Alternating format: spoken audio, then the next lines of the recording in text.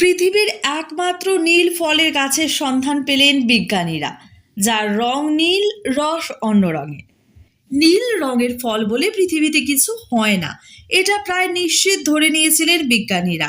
Blueberry বা blue কর্নিল বলে মনে হলেও বিজ্ঞানীরা তা খুব কাছ থেকে পর্যবেক্ষণ করে জেনেছেন যে এগুলির কোনোটারও রং নীল নয়, বরং এগুলি আসলে বেগুনি রঙের।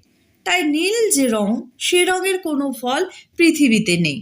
কিন্তু সে ধারণা ভেঙে গেছে তাদের, কারণ ইন্দোনেশিয়া, পাপুয়া নিউ গিনির জঙ্গলের মধ্যে এক ধরনের গাছের দেখা মিলেছে যাতে নীল ফল হয়।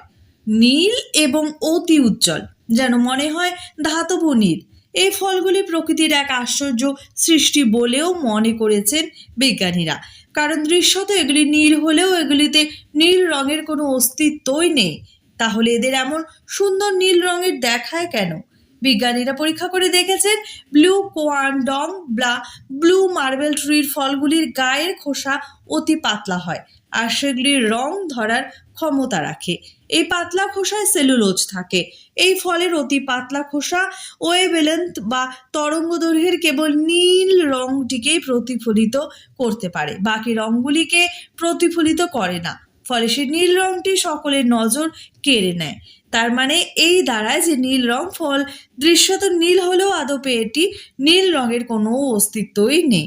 বিজ্ঞানীরা জানাচ্ছেন, এটা জানার জন্য তারা ওই ফলের রস করেন।